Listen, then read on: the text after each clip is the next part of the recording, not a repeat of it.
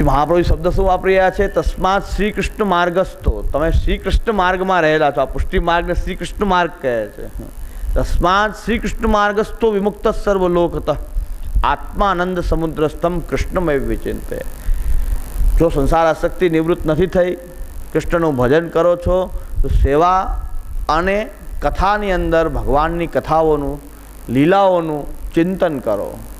કેવી રીતે ચિંતન કરો? વિમુક્ત સર્વલોકત, આ લોકથી વિમુક્ત થઈને અલૌકિક એવા પ્રભુ છે એનું આ ચિંતન કરો, એની લીલાઓનું ચિંતન કરો, ભાગવતનું અનુસંધાન કરો, તો પછી તમને આત્માનંદ સમુદ્રસ્થમ કૃષ્ણમય વિચિંતયેત. એ કૃષ્ણ આત્મીય આનંદના સાગરમાં વિહાર કરતો કૃષ્ણ, એની લીલાઓનું ચિંતન કરો. એ ચિંતન કરતાં કરતાં સંસાર આસક્તિ ક્યાં નિવૃત્ત થઈ જશે તમને ખબર પણ નહીં પડે, તો તમારો સાંસારી ભાવ પણ તમારો નિવૃત્ત થઈ જશે. એટલા માટે તસ્માત શ્રી કૃષ્ણ માર્ગસ્થો વિમુક્ત સર્વલોક આત્માનંદ સમુદ્રસ્થમ કૃષ્ણમય વિચિંતયેત. એ પ્રકારની હરિરાયજી કહે છે અલૌકિક દેહ સંપાદિત થાય, એની અંદર પુરુષોત્તમ આવિર્ભાવ યોગ્યતા એ સંપાદિત થાય, અને ત્યારે આત્માની અંદર અહીં હરિરાયજી આમ અર્થ કરી રહ્યા છે આત્માનંદ સમુદ્રસ્થમ, એટલે આત્માના આનંદના સમુદ્રમાં, આત્માનંદના સમુદ્રમાં કૃષ્ણ બિરાજી રહ્યો છે. આત્મામાં કૃષ્ણ બિરાજી રહ્યો છે, એ પરમાત્મા રૂપે બિરાજી રહ્યો છે. આત્માનંદ સમુદ્રસ્થમ, એ કૃષ્ણનું ચિંતન કરો, વિશેષ પ્રકારથી એનું ચિંતન કરો. ને આવું ચિંતન થવાથી તદભાવનયા, આવી ભાવના કરવાથી સ્નેહ વૃદ્ધો જાતાયામ, જ્યારે સ્નેહમાં વૃદ્ધિ થાય છે, સર્વા આપી પ્રેમા અવસ્થા ભવંતી, ત્યારે પ્રેમા અવસ્થા થાય છે. પહેલાં પ્રેમ, પહેલાં આગળ બતાવ્યું કે ભાઈ આગળ હું વર્ણન કરીશ પ્રેમ આસક્તિ વ્યસન ક્રમથી કેમ નિત્યલીલા પ્રાપ્તિ થાય. તો દેહ છૂટી ગયો, અલૌકિક દેહની પ્રાપ્તિ થઈ. અલૌકિક દેહ પ્રાપ્ત થયા પછી આત્માની અંદર એ જે છે કે આત્મા જે છે બ્રહ્માત્મક છે, અક્ષર બ્રહ્માત્મક છે એવું જ્ઞાન થાય છે.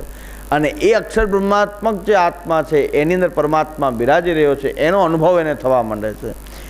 અને એ અનુભવ થવાથી અત્યંત સ્નેહ પ્રકટ થાય છે, સ્નેહમાં અત્યંત વૃદ્ધિ થાય છે, કારણ કે આ તમારો પરમાત્મા છે, એવો સ્નેહની વૃદ્ધિ થાય છે.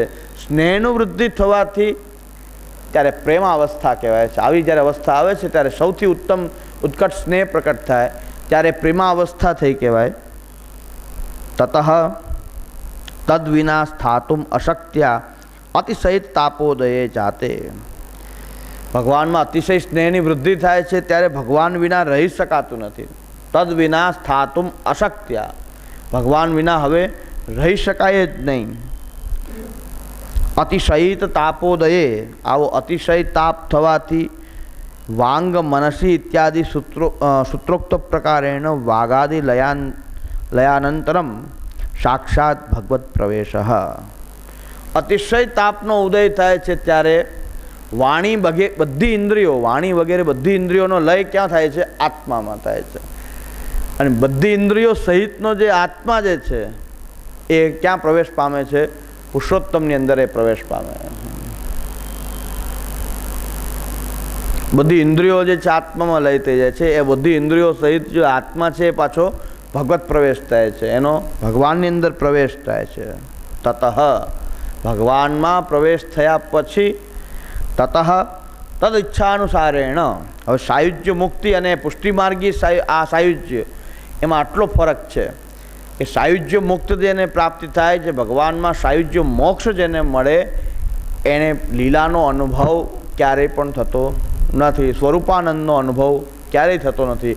અહીં તો ભગવાનમાં પ્રવેશ થયો છે, પણ જે પુષ્ટિ ભાવ જે છે, તો ભગવાન પણ પુષ્ટિ જે સાયુજ્ય જેને પ્રાપ્ત થયું છે એને પ્રભુ એની ઈચ્છા અનુસાર પાછા બહાર પ્રકટ કરી પોતાના સ્વરૂપાનંદ, પોતાની લીલાનો અનુભવ કરાવી અને પાછા અંદર સ્થાપે છે. આ પ્રકારનું સાયુજ્ય જે છે એ પુષ્ટિ સાયુજ્ય છે.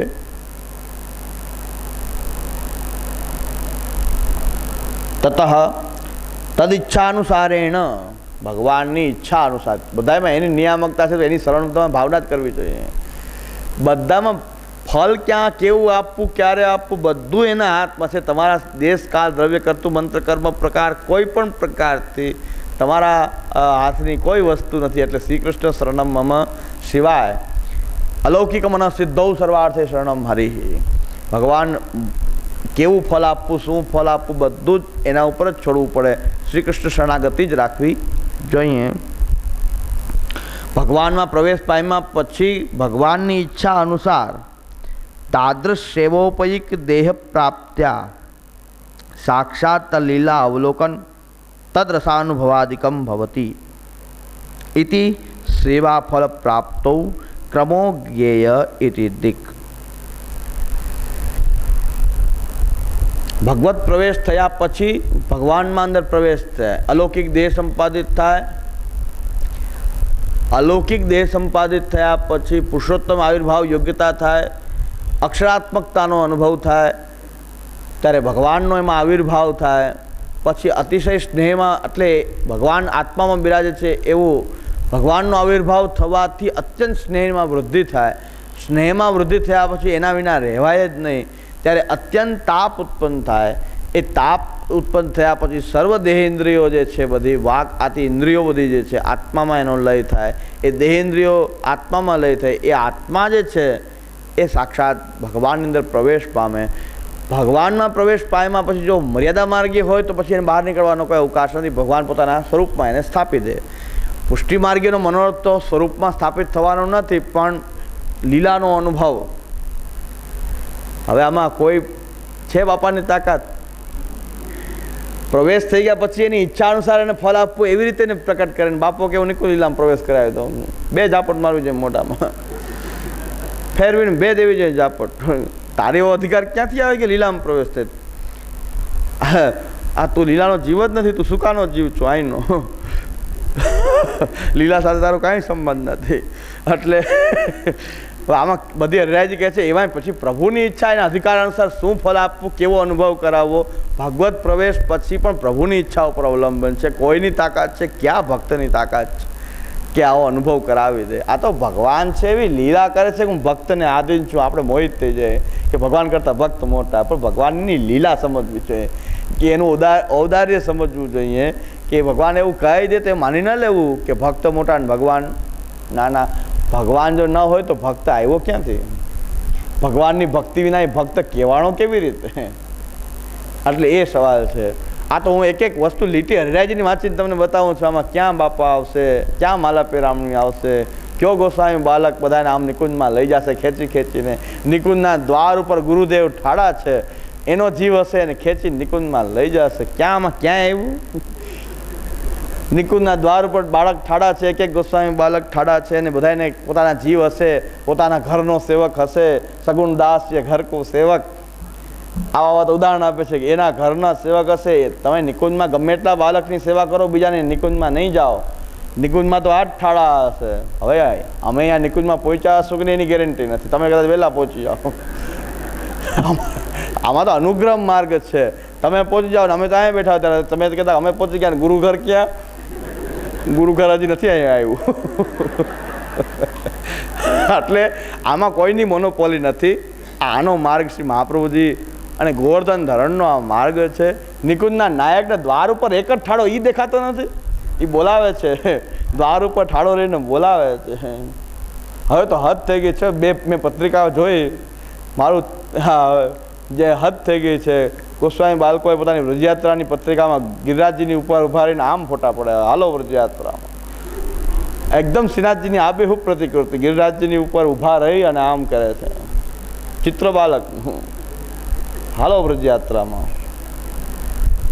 હદ થઈ ગઈ. શ્રીનાથજી આપણા આરાધ્ય, એની સ્ટાઇલ કરવી, આપણા આરાધ્યની આ રીતે સ્ટાઇલ કરવી આપણે હદ થઈ ગઈ છે.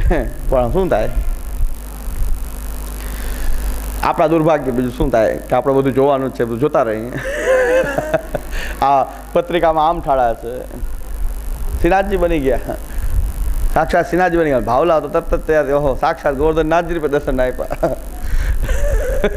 સાક્ષાત દર્શન આપ્યા ગોવર્ધનનાથજી પર. લક્ષ્મીદાસ દોશીની જેમ કેવું જોઈએ, અયોગ્ય છે, આવું ના કરો. લક્ષ્મીદાસ દોશીએ ગુસાઈજીને કીધું છે કે આ આપણે સારું નથી કર્યું, રાજ આછી નાહી કરી, રાજે આછી નાહી કરી. ગુસાઈજીને પણ કીધું લક્ષ્મીદાસ દોશી ઊભા રહીને, આ ગુજરાતના વૈષ્ણવ, કે રાજ આજે આછી નાહી કરી, આપે પૈસા હાથમાં લીધા, સારું નથી કર્યું, જીવનો બગાડ થશે. તો ગુસાઈજીને પણ કીધું, પણ વિવેકપૂર્વક કીધું. તો લક્ષ્મીદાસ દોશી આપણા પૂર્વજ છે, શ્રીનાથજી બનીને કોઈ બાલલીલા આવી કરે ભાવલા કે જો સાક્ષાત ગોવર્ધનનાથજીની ઝાંખી થાય છે. અરે આ ભાવલા ભાવલીઓ અને ડોસીઓ, આ હા હા ગોવર્ધનનાથજી. એટલે આવા ચિત્ર હમણાં જ બહાર પડી છે પત્રિકા, કોઈને મળી હશે. આમ ઠાડા છે ગિરિરાજજીની ઉપર. વ્રજયાત્રામાં આવો, 50,000 રૂપિયા પાલના ભરો, VIP ટેન્ટની વ્યવસ્થા છે. આપણો નિકુંજ નાયક બોલાવે છે ને, એ તો પોતાના ભક્તોને બોલાવી રહ્યો છે. દ્વાર ઉપર ઠાળો છે, અંદર નથી ગયો. બધા ભક્તો આવે છે, રાહ જોઈ રહ્યો છે. રસિક ચરણ શરણ રહત હૈ બડભાગી જન, અપનો કર ગોકુલપતિ ભરત તાહી બાત. જય જય શ્રી વલ્લભ પ્રભુ વિઠ્ઠલેશ સાથે. એ નિકુંજના દ્વાર ઉપર ઊભો છે, એ કોઈ દેખાતો નથી ને બીજા બધાય દેખાય છે. ગુરુ ઘર નિકુંજના દ્વાર ઉપર ઠાળા છે, અને જે પોતાના ઘરનો સેવક હશે એને બધા પકડી પકડીને અંદર લઈ જશે. હરિરાયજીનો આ મેં આખો નિત્યલીલા સુધી પહોંચવા સુધી બતાવી દીધી વાત. કેમ જવાય, કેમ અંદર જાય, બધું હરિરાયજી કૃપા કરી છે, એને બધું બતાવ્યું છે. આમાં ક્યાંય ગુરુ ઘરના બાળકો ઠાળા છે ને બધાને ખેંચીને લઈ જશે ને પછી ફળ આપશે ને આવું ક્યાંય વાર્તા આમાં આવતી નથી. શ્રી હરિરાયજી તો આખો ક્રમ બતાવી દીધો ને, અહીંથી લઈ કેમ પહોંચાય નિકુંજમાં, કેમ ફળ મળે, બધું બતાવી દીધું. એટલે મેં સોનીની સેવા પણ કરી છે અને આ ફળ પણ બતાવ્યું. આજે બતાવું છું કે આ હરિરાયજી આ ફળ પણ સોનીની સેવા ભેગી કરતો જાઉં છું, વાડી ચોળીને સાફે કરું છું, અને સાથે સાથે પુષ્ટિમાર્ગીય ફળ શું છે, એનો પ્રસાદ રૂપ કેવી રીતે ધ્યાન કરો કે આ આખી જવાની રીત છે, એ પણ હરિરાયજીની કૃપાથી આપણે બધા સાથે મળીને અવગાન કરીએ છીએ. ચિઠ્ઠી પ્રશ્ન આવતા રહે તો આપણો ઉત્સાહ બન્યો રહે કે વૈષ્ણવ જાણવા ઈચ્છુક છે. અને પ્રશ્નો બધાય સૈદ્ધાંતિક પુષ્ટિ માર્ગને સમજવાના આવે છે કે વૈષ્ણવની અંદર આટલી બધી જિજ્ઞાસા છે, પણ એને દાબી દેવામાં આવી છે, એને રોકી દેવામાં આવી છે, દબાવી દેવામાં આવી છે. એને કંઈ પૂછો, પહેલાં તો એ બધા ડરતા હોય કેમ પૂછાય કેમ નહીં, પણ આનંદથી પૂછી શકો. માઇક પણ હાજર છે, ઊભા થઈને બોલી શકો, પ્રશ્ન પૂછી શકો. કોઈ પ્રકાર કોઈ તમને રોકે નહીં. મેં તો ત્યાં સુધી કીધું ગાળું દેવું તો ગાળું દો, સાંભળી શાંતિથી સાંભળશું, હોળીની ભાવના કરશું.